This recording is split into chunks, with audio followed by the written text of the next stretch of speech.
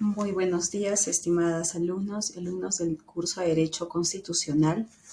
Voy a proceder a referirme a algunos puntos importantes de la unidad número 2 del curso. Vamos a revisar lo que es el gobierno democrático social, lo tratamos en clase y decíamos que esta modalidad es el resultado estructural e institucional que tiene su inicio en la mitad del siglo XIX en los estados capitalistas altamente industrializados y de constitución democrática, ¿no? Por ejemplo, allí tenemos los cuerpos políticos ubicados en la Europa occidental y escandinava, al cual contribuirá el constitucionalismo social derivado de las constituciones de Querétaro. Estamos hablando de México del año 1917 y de Weimar en Alemania en el año 1919. Estos acontecimientos procuran la homogeneidad entre los ciudadanos, motivados incluso la acción promotora del gobierno en la regulación de la economía para alcanzar un crecimiento económico y una prosperidad más o menos generalizada. Entre las principales funciones de este modelo consiste en garantizar la existencia, plena ocupación, proteger el potencial del trabajo y establecer mecanismos de prevención y asistencia social.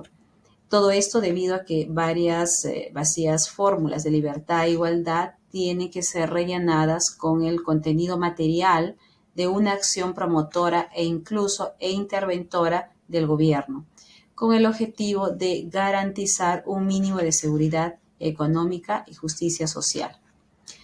Entonces, lo que se busca es proteger a la sociedad del poder estatal, sino también garantizar aquello por la existencia de un Estado de Derecho. Se trata de proteger a la sociedad mediante la acción tuitiva, promotora o interventora del poder político. Se busca instaurar un gobierno basado en principios, en la inhibición de la vida social.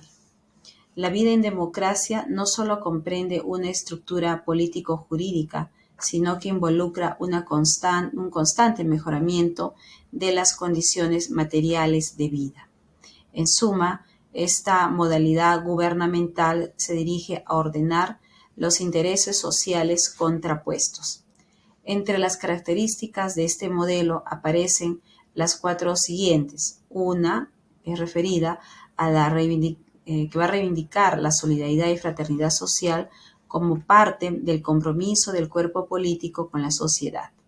Para tal efecto, va a promover la tutela de los grupos socioeconómicos más débiles.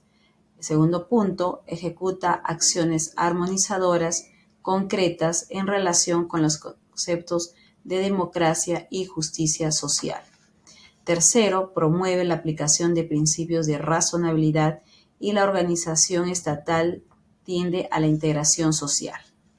Cuarto, promueve la aplicación del principio de equidad en la búsqueda de la igualdad real como meta de la sociedad, sin mengua del reconocimiento de las diferencias surgidas del mérito, la laboriosidad, el talento, etc. Vamos a ver también otro punto que hemos tocado en clase, es el referido a la estructura del Estado. Entonces, uno de los contenidos esenciales de toda constitución es pues justamente la organización del Estado, razón por la cual la estructura del aparato estatal se encuentra trazada en aquella, cuando menos en rasgos que son pues rasgos principales. Vamos a tener en cuenta aquí al Poder Legislativo, bueno, todos ya lo conocemos, el Congreso, el Parlamento, también ese es otro nombre, es un órgano que ejerce la potestad legislativa en el Estado, pero es también el órgano de control del gobierno. Estas son dos funciones principales, aunque no son las únicas que tiene el Poder Legislativo. Entonces, en cuanto a la función legislativa, esta función es, digamos, la función original y típica del Parlamento. Esto lo tenemos así determinado en el artículo número 102 de la Constitución Política de Estado. En cuanto a la función de control o fiscalización, vamos a referirnos específicamente a ella. En cuanto a lo que es el control político tiene por objeto juzgar la eficacia y oportunidad de las políticas, decisiones y actos de los gobernantes. Estos tienen una responsabilidad política ante el Parlamento por el contenido, la forma y los resultados de su gestión, la cual debe diferenciarse de la responsabilidad legal que puede asumir cuando incurre en conductas contrarias a la ley. Entonces, el primer control, hablamos del control político. Vamos a referirnos ahora al control judicial o el control también de la legalidad a cargo del Parlamento, que a diferencia del control político, el objeto del control jurídico o de legalidad es determinar si un funcionario público ha incurrido en conductas que supongan la infracción de la ley o de la Constitución. Bien, entonces esta es una de otra de las funciones. Voy a referirme también a lo que es el antejuicio y el juicio político, que seguramente ustedes han escuchado a través de los medios de comunicación.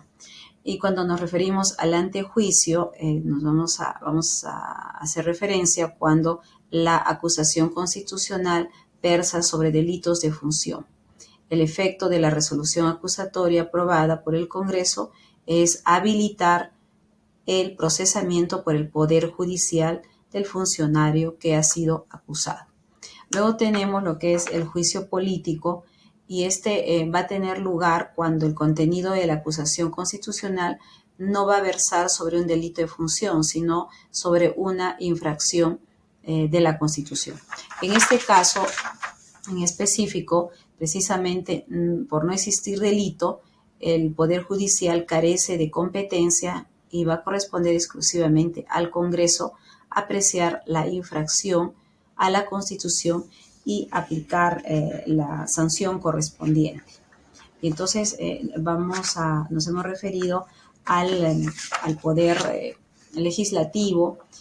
Vamos ahora con lo que es el Poder Ejecutivo. Entre las funciones del Poder Ejecutivo tenemos la función de gobierno o ejecutiva. Esta es la actividad que realiza el Estado para alcanzar los propios fines inmediatos y concretos. No se limita a lo que es la ejecución de leyes, pues comprende también el conjunto de decisiones políticas y acciones a través de las cuales el Estado conduce a la sociedad hacia determinados objetivos de interés colectivo y soluciona los problemas que aquella enfrenta en su devenir. Vamos a tener entonces aquí también respecto al ejercicio de esta función en la cual se va a tener que distinguir los actos que son políticos y los actos que son actos de administración. En cuanto a los actos políticos o de gobierno, en esto radica la función misma de gobernar, el liderazgo, la orientación del Estado. A través de estos tiene lugar la iniciativa, el impulso del proceso político. Luego vamos a referirnos a los actos de administración cuando el Estado tiene a su cargo la gestión de los servicios públicos, ¿no? Sanidad, educación, transporte, etcétera, así como la recaudación y administración de los recursos públicos. Muy bien, entonces estamos ya con ello mencionando a lo que es el Poder Ejecutivo, muy sucintamente, claro está, porque si tuviésemos que hablar sobre ello, hay mucho sobre ello. Bien, en cuanto al Poder Judicial, este es otro organismo constitucional. Su finalidad o el objeto de la función judicial es el de impartir justicia. El objeto es múltiple, ¿no? Hablamos de resolver conflictos jurídicos entre los particulares, el resolver los conflictos jurídicos entre particulares y el Estado y castigar las infracciones a la ley penal, defender el principio de legalidad, la independencia e imparcialidad de los jueces. Muy bien, con ello hay otros órganos constitucionales también, como el Tribunal Constitucional,